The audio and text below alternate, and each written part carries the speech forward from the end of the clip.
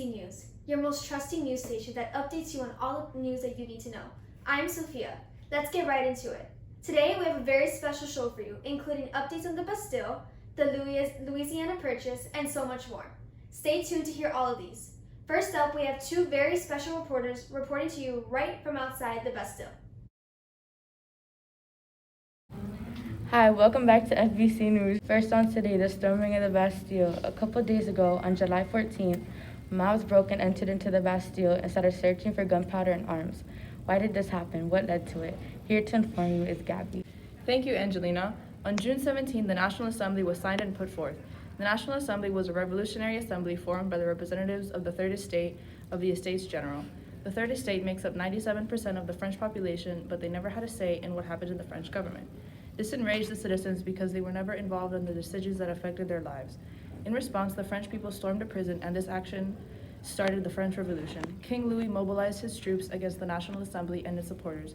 People believed that Louis was intent on having military force to dismiss the National Assembly.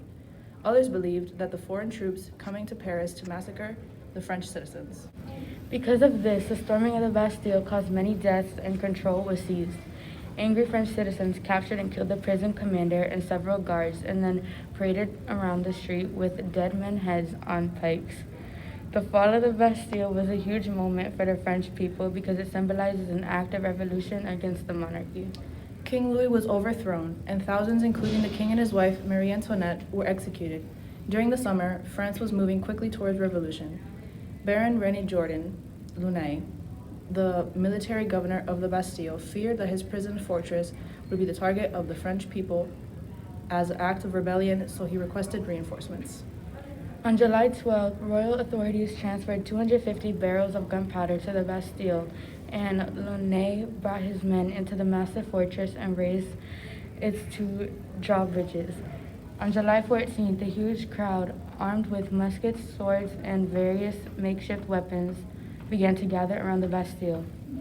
Launay's men were able to hold the mob back, but as more and more Parisians were converging on the Bastille, Launay raised the white flag of surrender over the fortress. Launay and his men were taken into custody. The Bastille's gunpowder and cannons were seized, and the 7 prisoners were freed. Upon arriving at the Hôtel de Ville, where Launay was to be arrested and tried by a revolutionary council, he was instead pulled away by a mob and murdered. The capture of the Bastille may symbolize the end of the ancient regime and may provide the French revolutionary cause with an irresistible momentum. Marie Antoinette is still waiting to be tried for her crimes. We'll see what happens with that. Well, wasn't that a story? Next up is Manuel to talk about how the French wars are being started by the revolution. With the recent successful revolution, many neighboring countries are fearing similar revolts in their own territories. Austria and Prussia have already took action by urging the French government to restore the king. Our legislative assembly responded by declaring the war this past April. The war started badly, as the commander of the Prussian army has threatened to destroy Paris if we laid a finger on the royal family. This and the rumors that imprisoned royalist sympathizers would escape prison and seize control of Paris enraged the people and caused mobs who massacred royalist sympathizers, leaving over 1,000 royalist deaths. Pressure from these mobs were so great that the Legislative Assembly discarded our original constitution and declared our king deposed. The current governing body, the National Convention, abolished the monarchy and declared France a republic. Now stripped from this royal position, Louis was tried by the convention, found guilty, and sentenced to death. This past April, he was guillotined. But the war still continues, as we have suffered many defeats at the hands of the alliance between the European monarchs. Last month, tides have changed as the Jacobins have drafted over 30,000 men and women from ages 18 to 40. Though we have the manpower, we still need the skill necessary to lead our army. Wow, what a story! I cannot believe that these wars are occurring on our own soil. We'll be back to inform you on some more after this break. Are you tired of this war and need some adventure? Well, don't we have something for you? The new hot air balloon. Created by Joseph and Jacques Edme, it was first flown in December about 8 years ago. With this new hot air balloon, you get to travel and see sights you can't see from the ground you walk on. Come join us on the expedition to see the land and war from another point of view. Send a letter to 1234 French Roadway to get your first ride 20% off. Tickets start at $50 per person. Welcome back to FBC, your most trusting news station. After all the things France has been through, you would think we couldn't go through anymore. Well, here to prove you wrong is Manuel. After all the French people have achieved and suffered, the suppression under a king, the storming the Bastille, the revolution and the bloody rule of terror, have the lives of the common French people changed? Are their lives better? Can they afford to live? The answer is no. During the reign of the king, the price of bread and other necessary needs for survival rose exponentially. The vast majority of the French people could not afford to eat. This was the reason that revolution was fought and why we deposed the king. And now, during the reign of terror, we still cannot afford to buy the amount of bread necessary for our survival. For the more fortunate, they can enjoy their gained rights from the revolution, because they do not have to preoccupy themselves with finding food to eat. But for the commoners of France, the only tangible difference is who to blame for our misfortune. Wasn't that something? I told you it only got crazier. Let's take a quick break from French news and take a trip to the Americas on the other side of the world and see what's going on over there. Here to tell you the latest news from the scene is Dylan. And now following up on the Louisiana Purchase, Thomas Jefferson has reportedly commissioned an expedition to explore and discover the land newly acquired from the Louisiana Purchase. The newly created Corps Discovery Expedition is looking to map out the geography and find a practical route across the western half of North America. Captain Meriwether Lewis and Lieutenant William Clark are going to embark in Illinois and navigate up the Pacific Ocean and back. The expedition's main goals are to discover and journal the area's plants and animals, and hopefully establish trade with Native American populations.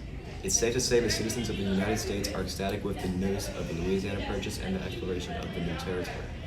How about we ask some of our French citizens what they think about this? What do you think about the Louisiana Purchase? I like it. It's good for our economy, and we're really planning on using it for that. And how do you feel about the president starting a large-scale exploration of a new territory? It's good for them. They probably have something of value in those miles of land. Well, you heard it here. Stay tuned. That sounds crazy, Dylan. Thank you so much for telling us about it. This just in, the Reign of Terror has officially begun. It all started when the Declaration of the Rights of Men and of the Citizens was created. It stated that men are born and remain free and equal in rights. Then, the assembly got very economical by taking over the church's land and paying church officials and priests as if they were state officials. This offended many citizens. When I heard of this change, I honestly did not know what to think of this. The Pope should always run over the church. That is a part of the state. The church needs to be independent. Later on, the Assembly tried to construct a new constitution for France by making changes to France's government and society.